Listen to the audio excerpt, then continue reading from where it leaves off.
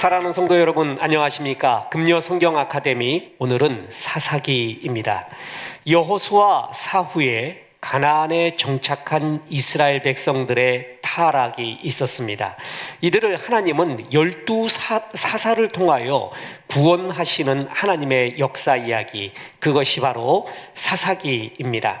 사사기의 히브리어 명칭은 쇼페팀인데 재판관들이라는 뜻입니다. 한글 성경도 같은 의미입니다. 사사는 쇼펠, 곧 재판관을 가리키는데 국가적인 어려움이 있을 때 군사적 지도자의 역할도 감당했습니다. 즉 하나님이 세우신 사사들은 침략자들의 손에서 이스라엘 백성을 구해내는 구원자의 역할, 그리고 군사적 리더의 역할을 수행하게 되었습니다. 사사기는 여호수아 이후에 이스라엘을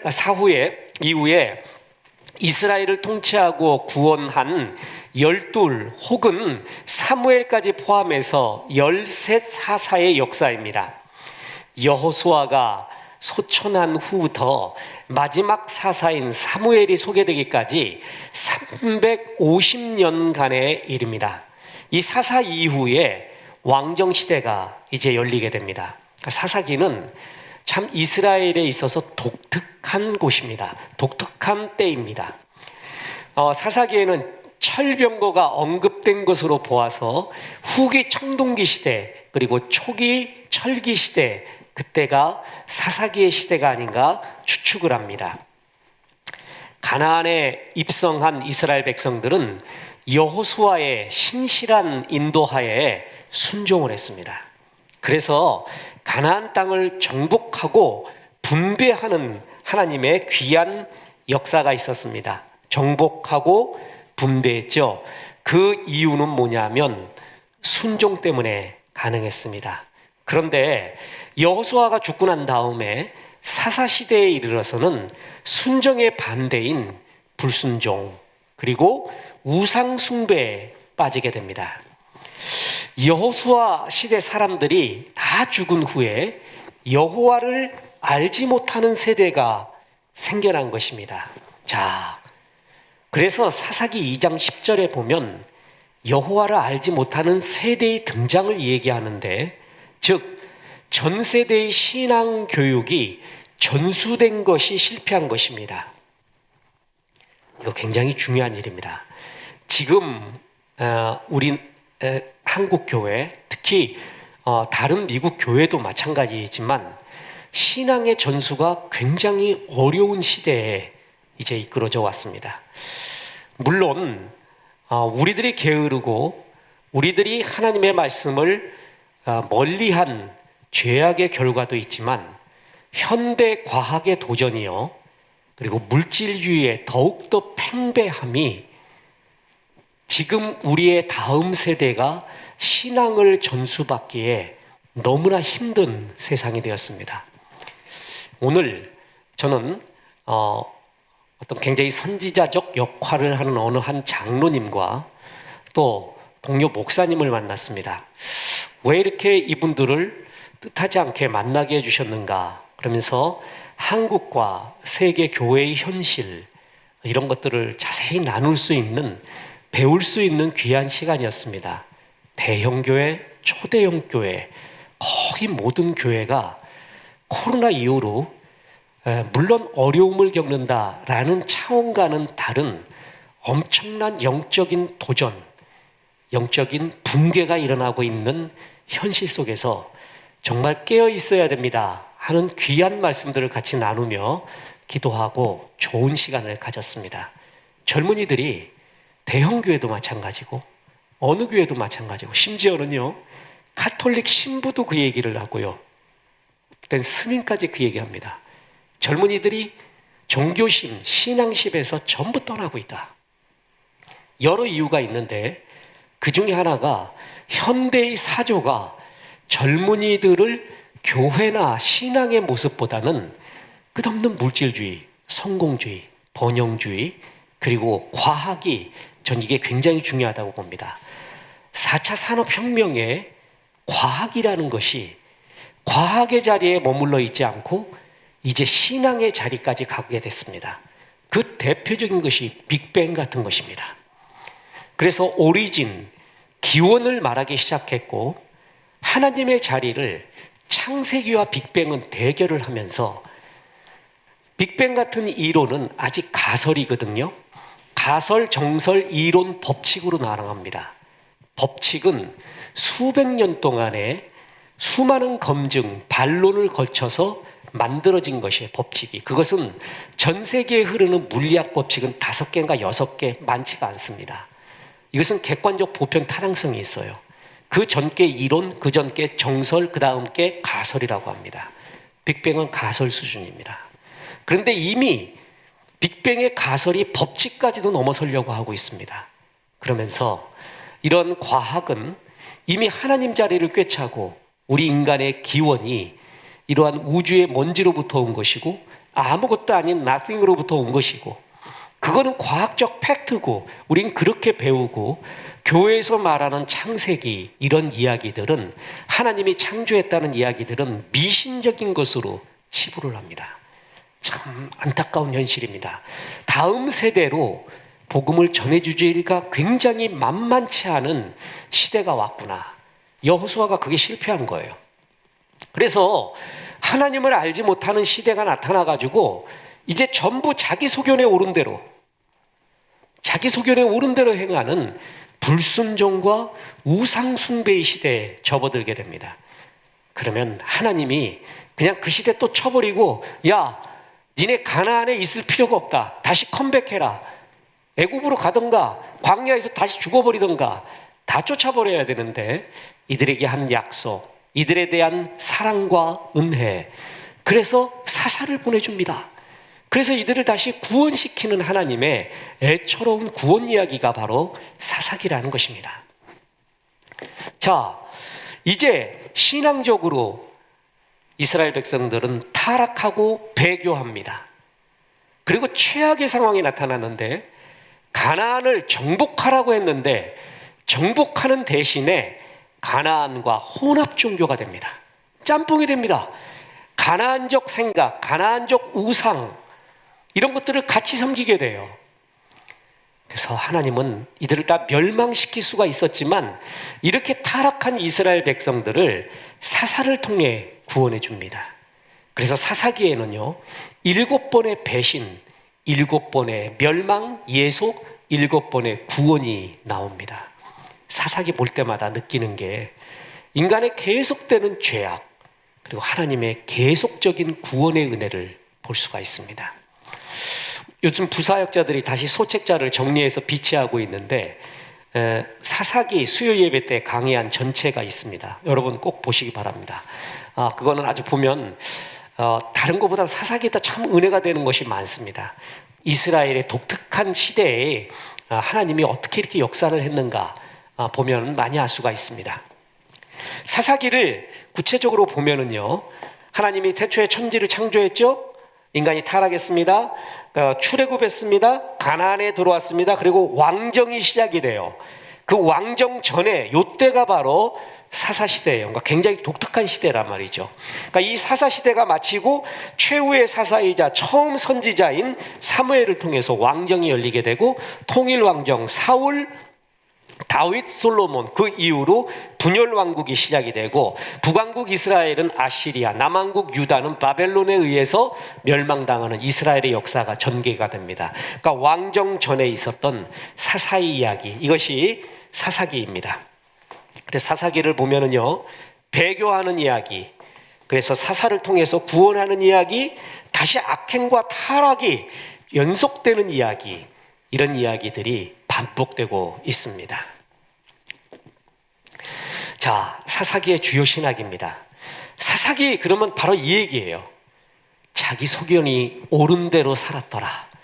사사기 21장 25절에 보면 그때 이스라엘이 왕이 없다. 다윗과 같은 왕, 솔로몬과 같은 왕, 사울과 같은 왕, 물론 그럴 수도 있겠죠. 그러나 본래 의미가 그게 아니에요. 여호와 왕이십니다. 여호와 왕, 하나님 모시기를 싫어합니다. 그래서 하나님 모시기 싫어하는 사람들의 특징이 뭐예요? 각기 자기의 소견에 옳은 대로 행하였더라.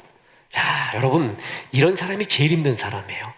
옳게 사는 것 같고 올곧은 것 같고 양심적인 것 같고 멋있게 사는 것 같은데 자기 소견에 옳은 대로 사는 것, 자기의 의로 살아가는 것, 성경에서 제일 힘든 존재를 봅니다. 이게 바로 현대인의 자아가 강한 사람들, 하나님을 받아들이지 않는 사람의 자아를 대표적으로 뭐라고 표현하느냐? 자기 소견에 옳은 대로 행하더라. 이런 사람이 있습니다. 멋있어 보여요. 굉장히 의로워 보여요. 누구보다 깨끗해 보여요. 양심적으로 보여요. 근데 하나님 모시기 싫어합니다. 자기 좋은 대로 합니다. 자기가 옳은 대로 행합니다. 교회에 이런 사람이 있으면요, 불순종의 상징입니다. 아무리 올곧고 멋있어도 순종하지 않고 또한 자기의 의와 자아대로 살아나간다면 정말 힘든 존재가 됩니다. 그래서 사사기에서 계속 반복되는 구절이 자기 소견에 옳은 대로 행하였다가 반복됩니다. 이는 하나님이 인생의 왕이 되는 것을 거부하는 사람들의 모습입니다. 또 하나님 앞에서 악을 행하는 사람들의 모습의 상징이 자기 소견에 옳은 대로 행하더라. 자, 여러분, 지금 현 시대를 가리켜요. 여러 가지 분류법이 있죠. 정치, 경제, 사회, 문화, 예술에 따라서 분류법이 다 다릅니다. 그러나 사회 철학적인 입장에서 보면 지금을 가리켜 포스트 모던이라고 합니다. 모던이 이성의 시대입니다. 르네상스가 일어나면서 중세가 이성, 인식론을 중심으로 새로운 근대의 철학이 시작이 돼요. 그게 모던의 시대예요. 근데 모던의 시대는 인간의 이성을 기반으로 했는데 이 모던이 망한 것이 세계대전이 일어나면서입니다. 1, 2차 세계대전이 일어나면서 이성적이라고 생각했던 사람들이 이성적이 아니었어요. 이성을 반성하기 시작했어요. 그래서 새로 시작된 것이 뭐냐면 모던의 다음이라 그래서 포스트 모던입니다. 그래서 이 포스트 모던의 시대는 무엇인가 여러 분류법이 있죠. 특징들이 있죠. 그 중에 하나가 뭐냐면 좋은 말로 말하면 거대 담론이 없어지고 절대 기준이 없어지고 탈기준화, 해체가 일어나고 그 다음에 일어나는 게 바로 이것입니다. 자기의 스토리, 자기가 주인 되어가는 시대. 이걸 철학적으로 보면 멋있는 시대라고도 볼 수 있어요. 그죠? 담론이라는 게 있습니다. 시대를 이끌어가는 큰 스토리, 빅 스토리가 있어요. 그런 거 필요 없다. 그래서 지금 유튜브에서도 좋아요를 받고 사람들의 공감을 끄는 거는 스몰 스토리예요. 스몰 스토리. 작은 이야기. 그것은 굉장히 긍정적입니다. 나의 작은 이야기, 내가 살아가는 이야기, 멋있거나 영웅적이진 않지만 진실되게 살아가는 작은 이야기가 주목받는 세상이라는 면에서는 굉장히 멋진 시대예요. 그러나 양날의 칼입니다. 담론이 없어지면서 거대 가치관, 줄기의 기준이 없어지면서 기준이 없어요. 해체돼 버렸어요. 다 자기 소견에 옳은 대로 사는 그런 시대가 전개가 됩니다. 아, 역사가 정말 전도서의 말처럼 돌고 도는구나. 그런 시대가 지금의 시대구나. 다 자기가 왕이에요. 이런 시대의 풍조가 신앙인 가운데로 들어와서 순종하지 아니하고 자기 소견에 옳은 대로 행하는, 자기의 멋있음대로 행하려고 하는 우리의 모습이 있다면 항상 돌아봐야 됩니다. 이건 사사시대의 모습입니다. 그래서 사사시대에 또 반복되는 게 뭐냐면 여호와 앞에서 악을 행했다. 이것은 곧 다른 말로 뭐냐면 이것이 자기 소견에 옳은 대로 행했다. 그 얘기하고 똑같은 말이에요. 하나님이 뭐라고 말했던 간에 나는 이것이 옳아, 이것이 옳아 이렇게 할 거야. 나는 내가 긍정하지 않으면, 내가 인정하지 않으면 이런 말씀도 목사님이 뭐라고 말했던, 내 리더가 뭐라고 말했건, 작은 목자가 뭐라고 말했건 난 내가 인정해야 돼. 항상 기준이 자기예요. 순종의 자세가 없어요. 이럴 때 역사가 안 일어나고 이것이 시대 풍조기 때문에 주의 역사를 체험하기가 어려운 시대가 점점 다가왔다라는 이야기입니다. 자, 그래서 사사기에 반복되는 뚜렷한 구조가 있습니다. 이거를 악순환의 구조라고 하는데 사사기의 악순환 구조라고도 하고 순환 구조라고도 이야기합니다. 사사기는 한마디로 depth dimension, 심층 구조를 살펴보면 이것입니다. 뭐냐면 이스라엘 백성이 범죄해요. 자기 소견에 옳은 대로 행하여. 그러니까 당연히 심판이 임하죠. 그것이 대개 뭐냐면 외세의 침략입니다. 힘들어 죽겠어요. 주 앞에 부르짖습니다. 그것이 회개죠. 그랬더니 하나님이 사사를 통해서 구원해 줍니다. 그랬더니 또 범죄를 합니다. 그래서 또 심판이 임해요. 또 하나님께 부르짖어요. 또 사사를 보내서 구원해요. 이것이 사사기의 끝없는 반복입니다. 계속 이 이야기의 반복입니다. 왜 이럴 수가 있는가? 이 순환고리, 이게 이제 악의 순환의 고리거든요. 신앙에서도 삶에서도 굉장히 중요한 게 뭐냐면 악순환을 끊어야 돼요. 악순환이 내게 왜 반복이 되는가? 왜 반복되는 악순환이 있는가? 어떤 사람이 그렇습니다. 밤낮 담배를 펴요. 그래서 왜 담배를 핍니까? 그러니까 괴로워서 핀대요. 그래서 왜 괴롭습니까? 그러니까 담배를 펴서 괴롭대요. 이 이야기를 끝없이 반복해요. 왜 괴롭습니까? 담배 펴서 괴롭습니다. 괴로워서 담배를 핍니다. 답이 없는 끝없는 악순환의 구조가 있거든요. 사람도 안 풀리는 사람의 특징이 악순환의 반복이에요. 악순환이 계속돼요. 그럴 때 정말 내가 어느 단계인가? 사사기를 보면 이 단계가 있거든요. 그 단계에 대한 핵심 맥을 딱 잡아야 돼요. 그 다음에 그걸 끊어버려야 됩니다.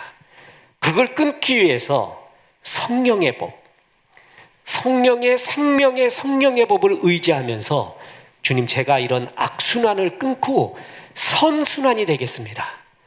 악순환이 아닌 선순환. 악순환 하는 사람들은요, 뭘 해도 안 돼요. 뭘 해도 막혀요. 근데 선순환 하는 사람들의 특징이 뭔지 아십니까? 뭘 해도 풀려요. 뭘 해도 기가 막히게 열려가요. 그게 선순환 구조에 들어간 사람이에요. 악순환은 뭘 해도 안 됩니다. 악순환 속에 있다면 내가 무엇 때문인가, 어느 단계에 있는가를 봐서 끊어야 됩니다. 그 끊는 건 내 힘으로 안 되고 생명의 성령의 법으로 됩니다.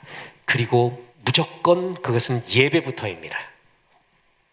제가 오늘 경건 이메일 보내줄 때 베르나르 키르니의 첫 문장 못 쓰는 남자 단편 소설입니다. 잘 씁니다. 파트리트 쥐스킨트의 기피에로의 강요, 이런 책 한번 보세요.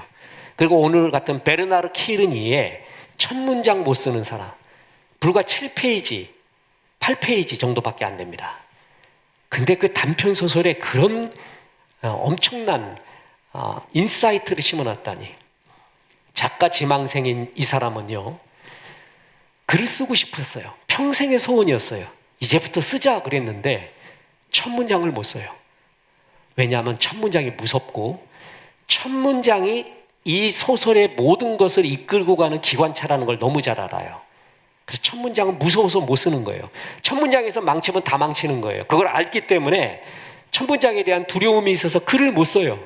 그래서 제목이 뭐냐면 첫 문장 못 쓰는 남자예요. 그래서 전 세계 문학에서 제일 유명한 첫 문장을 다 봐요.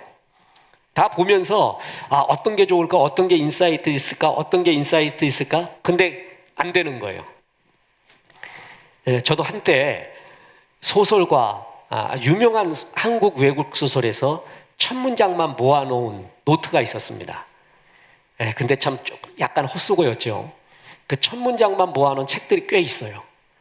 야, 내가 굉장히 애써서 했는데 이 사람들이 벌써 다 찾아놨구나. 첫 문장이 그렇게 중요합니다.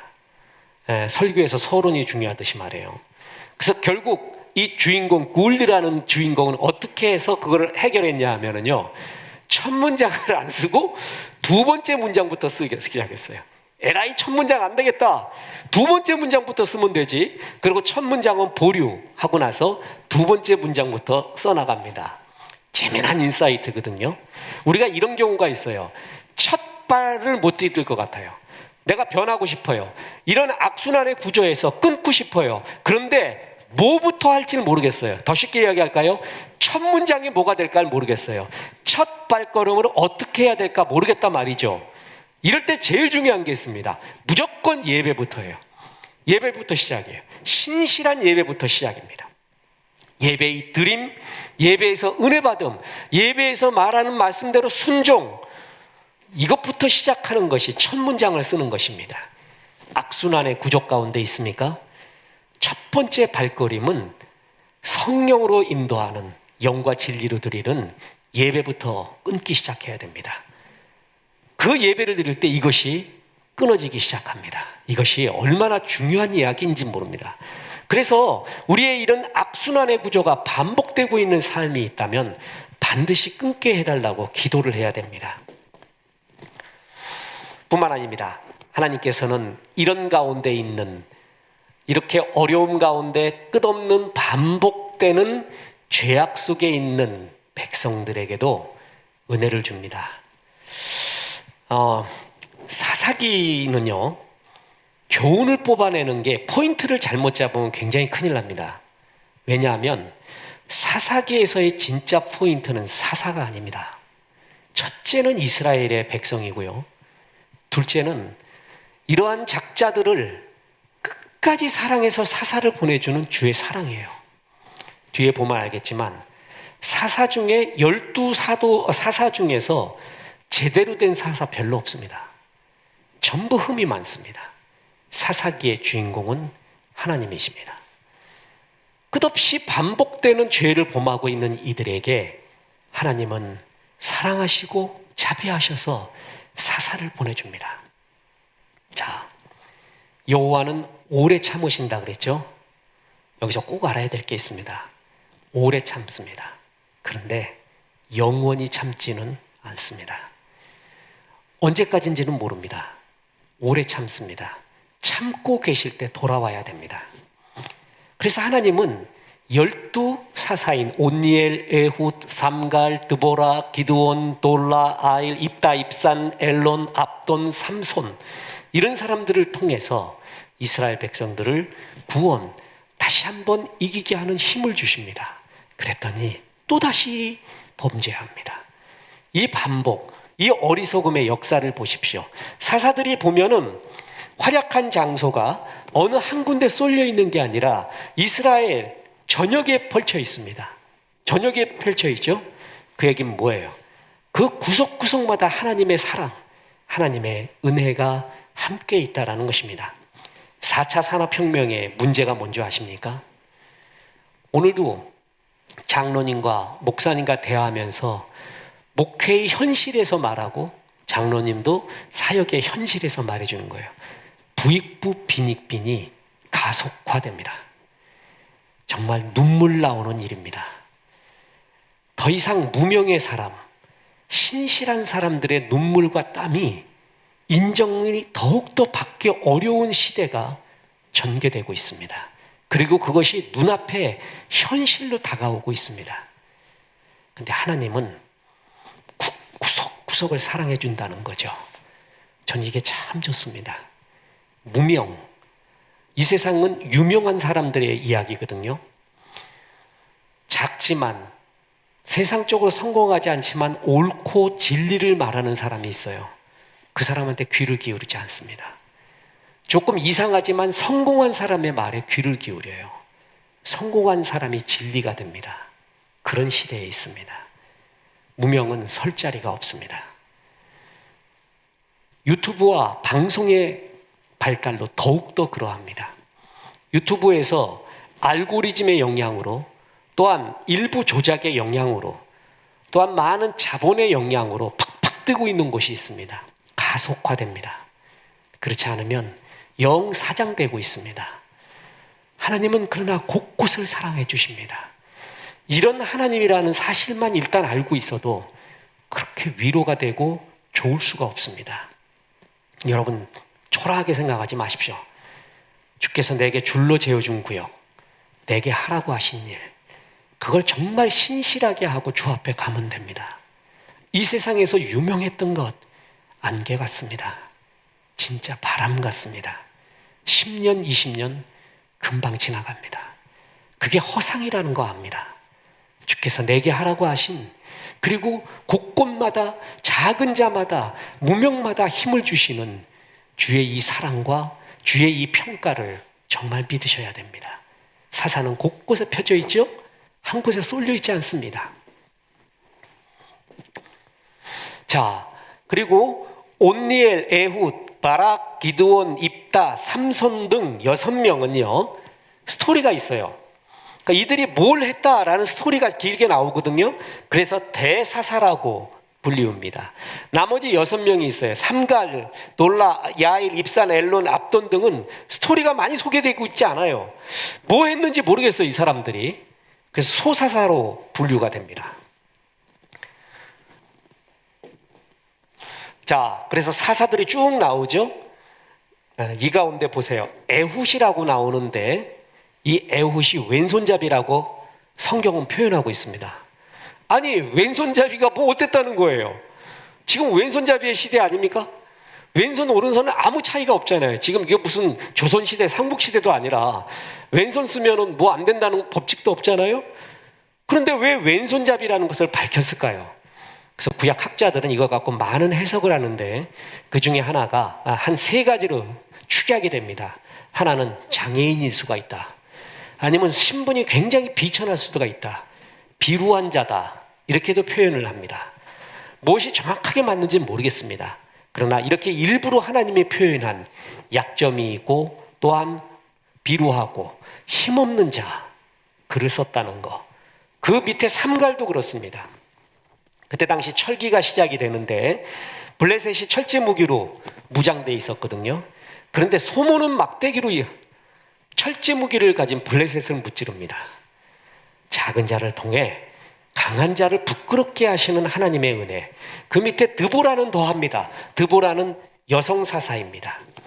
그때 고대 근동에서의 여성의 위치, 여성은 이런 사역의 자리로 나올 수가 없었습니다. 예수님 때에도 여자는 계수에서 빠지게 됩니다.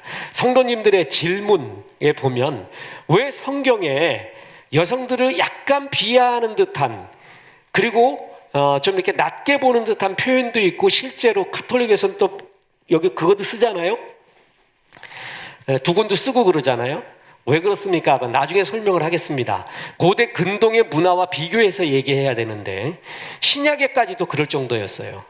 그런데 드보라 같은 사람, 여성 사사를 쓰시는 하나님, 너무나 잘 아는 기드온 이야기, 돌라, 야일 이야기가 나오죠. 그런데 입다는 또 어떤 사람이냐 하면 기생의 아들입니다.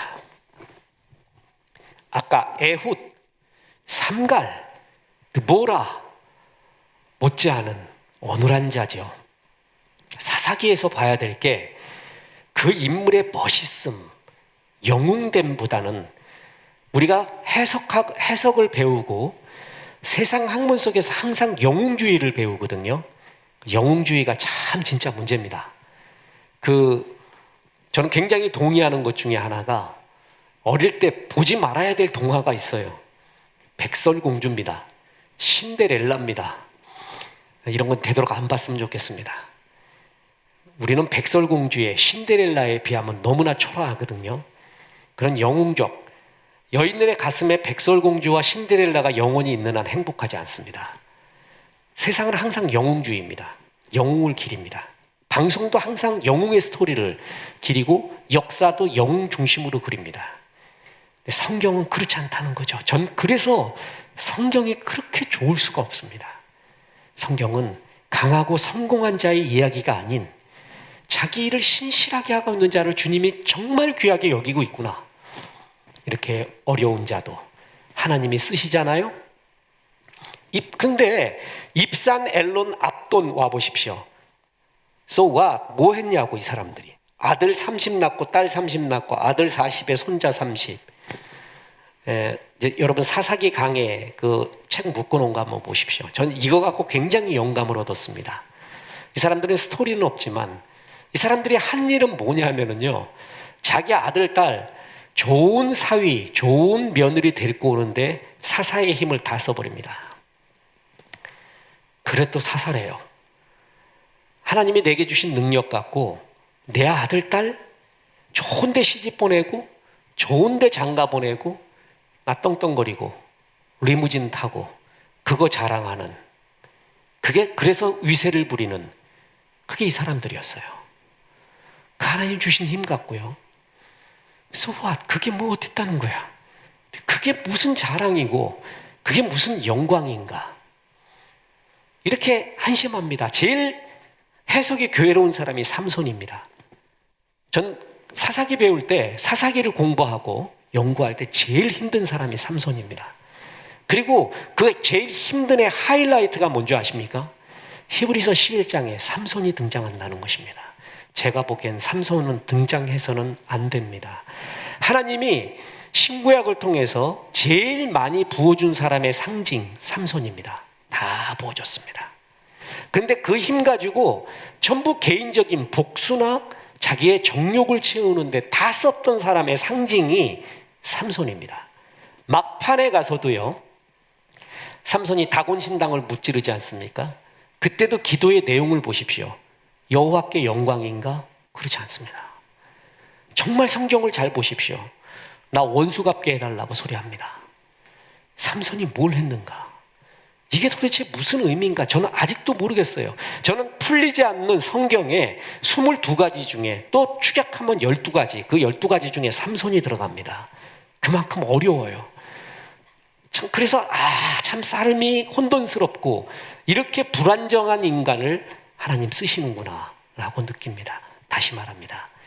사사기의 핵심을, 포인트를 영웅사사에 두면 안 됩니다. 영웅은 없습니다. 하나님이 하신 것이고 이스라엘의 죄악, 끝없이 반복되는 죄악을 용서하시고 사사를 보내주시고, 그러나 그 사사는 정말 어눌하고 완벽한 사람이 없었다는 것. 그래서 진짜 왕이 누군가, 진짜 사사가 누군가를 우리는 더욱더 궁금해하고 더욱더 기대하게끔 만들어요. 최고의 사사, 최고의 왕이 나타나기를 원해요. 그게 누굽니까? 예수 그리스도입니다. 자, 그래서 사사들은 훌륭하게 사역을 수행한 사람도 있었지요. 그런데 대부분 불완전합니다. 기드온의 아들은 아비멜렉은 왕 데려다가 문제 일으키고요. 입단은 경솔한 맹세를 하고요. 특히 삼손은 나시린으로 태어나고 최고의 힘과 모든 용기를 가졌지만 그는 끝없이 자기의 정욕과 자기의 생각, 하나님의 영광을 위해서 거의 안 삽니다. 영웅인지 영웅 문제의 인물인지 모를 정도로 혼돈스러운, 그러나 굉장히 그 이야기가 긴 삼손입니다. 그럼에도 하나님은 사사를 도구로 사용했습니다. 전 여기에 은혜가 있다고 봅니다. 영웅, 정말 완벽한 사람을 쓰시잖아요. 구약의 대표적인 인물이 요셉과 같은 자입니다. 요셉만 보면 힘이 빠져요. 아이러니해요. 근데 아브라함 보면 힘나고요, 야곱 보면 힘나고요, 이삭 보고도 힘이 납니다. 연약한 자, 약점이 있는 자, 똑같이 우리와 성정을 가지고 있는 자, 하나님이 그 자들을 썼구나. 요셉과 같은 자만 썼다면 저는 목사 못됐습니다. 요셉과 같은 사람만 은혜를 부어줬다면 저는 일찌감치 지옥 갔을 것입니다. 그런데 사사를 보면 느끼는 게 하나같이 곰팡이 같은 사람들 많습니다. 문제 있는 사람 많습니다. 그들을 통해서 역사하고 쓰고 있는 하나님, 이게 진짜 이런 아이러니가 어디 있는가, 이런 은혜가 어디 있는가 라는 것을 알 수가 있습니다. 그래서 사사기는 우리에게 이런 질문을 던지게 합니다. 그때 왕이 없으므로 그들이 자기 소견에 옳은 대로 행하였더라, 이거의 반복이라고 그러죠. 그 왕이 누구냐? 그럼 멜렉이 누구냐? 다윗일 수가 있죠. 우리가 사사기를 읽어보면은요, 야, 좀 쓸모있는 사사가 좀 나왔으면 좋겠다. 삼손같이 힘도 있고 지혜가 있고, 그리고 하나님을 경외하고 퍼펙트한 사사 나타나면 얼마나 좋을까. 근데 퍼펙트한 사사가 없어요. 정말 이상해요. 그러면서 이것을 읽는 우리들은 끝없이 퍼펙트한 사사, 그리고 왕이 없었다고 했는데 그 왕이 뭐냐? 그 왕의 진짜 왕을 기다리는 거예요. 그 왕이 가깝게는 다윗일 수가 있습니다. 다윗도 허물 많았죠?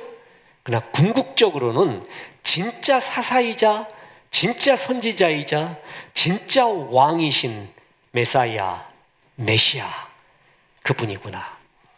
그래서 우리는 이것을 볼 때마다 메시아이신 예수 그리스도를 통한 구원, 그 구원의 역사를 구약에서는 그림자로 서서히 보여주고 있어요.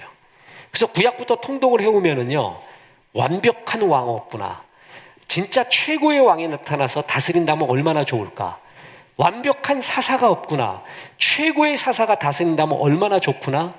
사람들은 메시아에 대한 꿈을 그들을 통해서 계속 꾸게 됩니다. 그게 예수님입니다.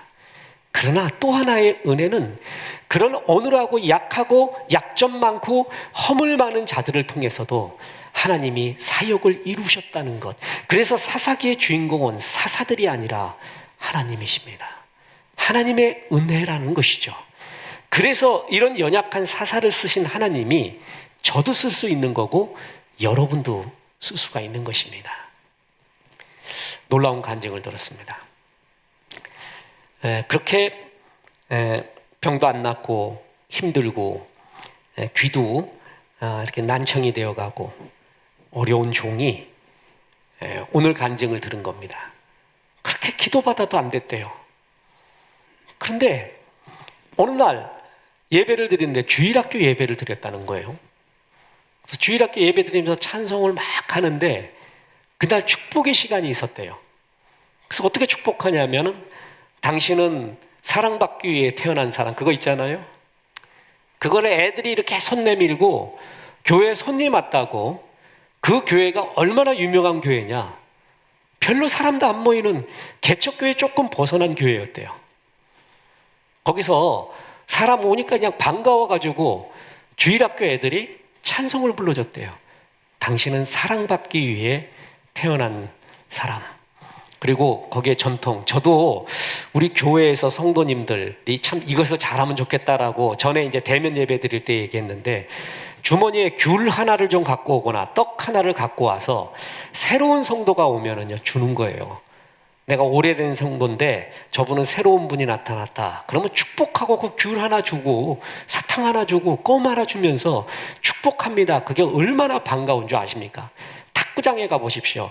알아주는 사람이 있고 멍하니 앉아있는 사람한테 일로 오세요, 파 한번 치세요 하면 얼마나 반가운 줄 아세요? 그런 아주 친절, 이런 오픈 마인드, 이게 중요한 거예요. 근데 거긴 그 훈련을 잘했던 거예요. 그래서 어린아이가 축복을 해주고 뭐 이렇게 엽서 같은 게 있었대요. 엽서도 새로운 성도 오면 주려고 써놨던 거를 애가 줬어요. 그리고 이제 딸애가 딱 주면서 건강하세요 그러더래요. 건강하세요. 아마 엄마 아빠가 인사하는 걸 배웠나 봐요. 어른 되면은 나이 들수록 건강이 중요하다는 거 알잖아요. 그래서 이 집사님이 아멘 했대요. 고맙다 그러면서. 그날 나왔대요. 설명할 길이 없어요. 근데 이런 거는 설명을 할 수가 없습니다. 간증 들어서 아멘 하는 수밖에 없고요. 정말 신비한 하나님의 기적이었구나 라는 걸 느낍니다. 왜 이야기를 하는가? 그분은 유명한 사람들한테 가서 그렇게 고침을 가져보려고 했었다는 거예요. 안 됐다는 거예요. 어린 소자의 찬양, 어린 소자의 진심, 축복, 그것이 병나음을 줬다는 거예요. 간증을 하시면서 막 눈물이 그렁그렁 하세요. 야, 그렇구나. 주님이 이렇구나. 약한 자를 들어 강한 자를 부끄럽게 하는구나. 미약한 자를 들어 성공한 자를 부끄럽게 하는 게 주님이구나. 그래서 하나님의 나라가 참 좋습니다. 사사를 보면서 은혜를 받으십시오. 이렇게 죄악을 반복하는데도 하나님이 사사를 보내주는구나.